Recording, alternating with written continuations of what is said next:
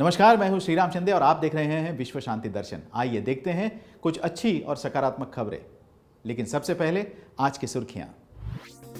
Machine जो हवा से पानी देती है, ईंधन बिकता है नुकसान सहकर, दिन ब दिन डूब रही है मुंबई, सिडनी चलता है नवीकरणीय ऊर्जा पर, गधों से मिली लाखों की कमाई। एक ऐसी मशीन तैयार की गई है जो पानी को हवा में बदलती है। लेते हैं ज्यादा जानकारी। ट्यूनीशिया के स्टार्टअप कुमुलस ने दावा किया है कि उनकी मशीन हवा से पानी निकाल सकती है। इस तरह दुनिया भर की पानी की कमी दूर हो सकती है, ऐसा इस संस्था के सह संस्थापक इहेब ट्रिकी कहते हैं। उनके अनुसार ये मशीन सवेरे सवेरे हवा में मौजूद ओस या शबनम को पकड़कर उससे पानी बनाती है। ऐसी पहली कुमुलस एक मशीन अल्जीरियाई सीमा के पास सुदूर शहर में एक प्राथमिक विद्यालय में स्थापित की गई थी। टिकरी के अनुसार स्टार्टअप अभी इस मशीन का उपयोग शुरू करने से पहले सरकार से मंजूरी की प्रतीक्षा कर रही है। फिनिक्स में एक सिख व्यक्ति नुकसान सहकर बेचता है ईंधन। कारण जानकर आप भी गर्व महसूस करेंगे। अमेरिका में एक सिख व्यक्ति अपने गैस स्टेशन पर ग्राहकों को भारी नुकसान सहकर ईंधन बेचता है।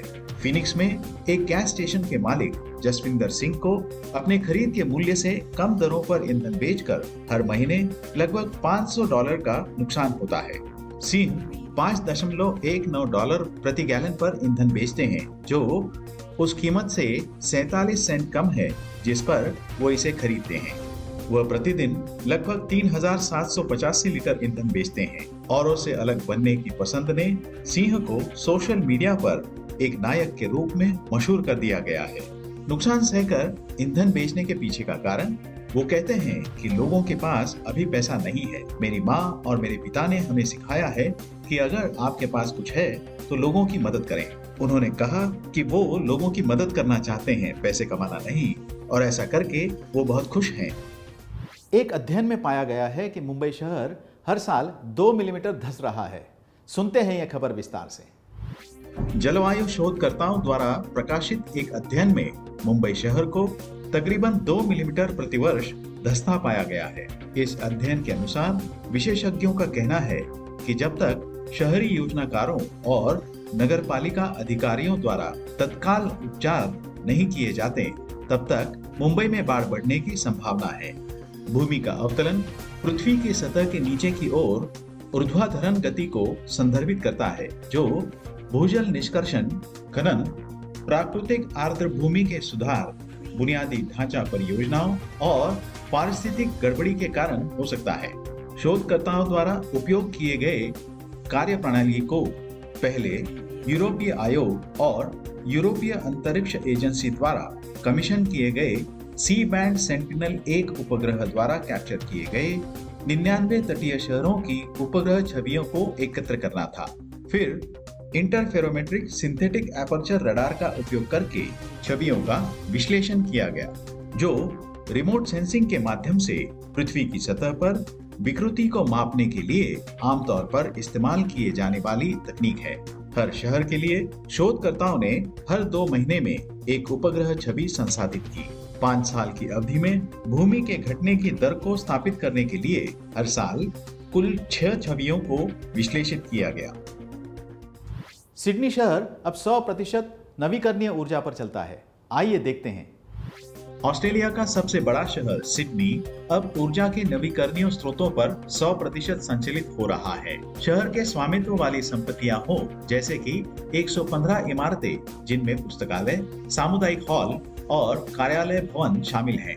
इसके साथ 75 पार्क, 5 पुल और 23,000 स्ट्रीट लाइटें भी हैं। या सिडनी टाउन हॉल, शहर में सब कुछ अब अक्षय बिजली से संचालित है।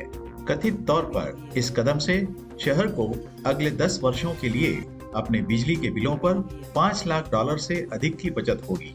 इससे कार्बन उत्सर्जन में सालाना करीब 20,000 टन की कमी आएगी। ये औसतन 6,000 घरों द्वारा उपयोग की जाने वाली बिजली के बराबर है। कथित तौर पर बिजली का 75% पवन जनित होगा और बाकी बिजली सौर स्रोतों से आएगी।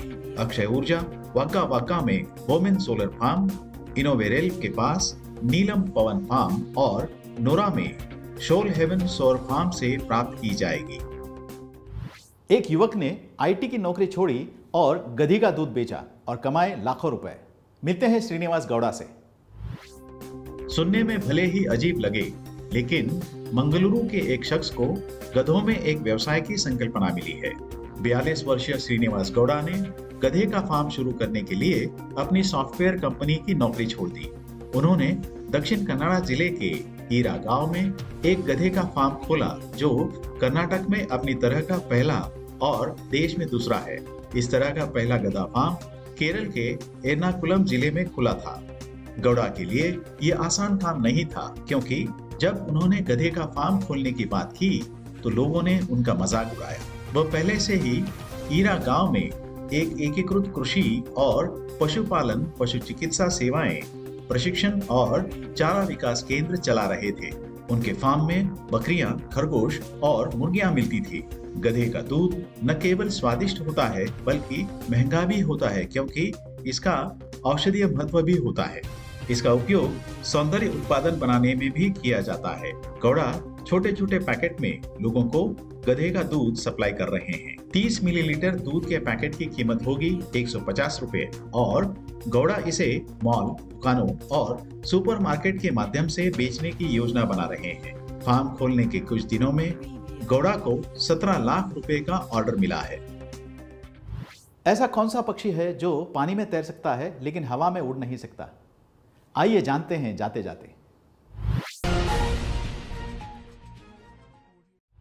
पेंगुइन एक पक्षी है, लेकिन उड़ता नहीं है। पेंगुइन पानी में तैरता जरूर है। वह पानी में 900 फुट की गहराई तक तैर लेता है। पेंगुइन लगभग 20 मिनट तक अपनी सांस रोक सकते हैं। बर्फीले इलाके में पाए जाने वाले पेंगुइन की 17 विभिन्न प्रजातियां पाई जाती हैं, जिनमें 6 प्रजातियां अंटार्कटिका में पाई जाती हैं। साउथ अमेरिका और साउथ अफ्रीका के तटीय इलाकों में भी पेंगुइन मिलते हैं। इनकी औसत उम्र 15 से 20 साल तक की होती है। ताजा पानी के लिए यह बर्फ को खा जाते हैं। पेंगुइन के अंडों की देखभाल करने का काम पिता का है। अंडा देने के बाद माँ लंबे शिकार के लिए निकल जाती है। पिता पेंगुइन अपने पैरों पर अंडे को लिए महीनों तक खड़ा रहता है। महीनों तक वो भोजन नहीं करता। जब माँ शिकार से लौट आती है, तब पिता पेंगुइन अंडे को उसे सौंप देता है। पेंगुइन 6 फीट ऊंची छलांग लगा सकते हैं। पानी के अंदर ये 16 किलोमीटर प्रति घंटे की रफ्तार से तैर भी सकते हैं। उम्मीद है आपको यह संस्करण पसंद आया होगा। अगर हाँ, तो इसे सब्सक्राइब जरूर कीजिएगा और देखते रहिए विश्व शांति दर्शन। धन्यवाद।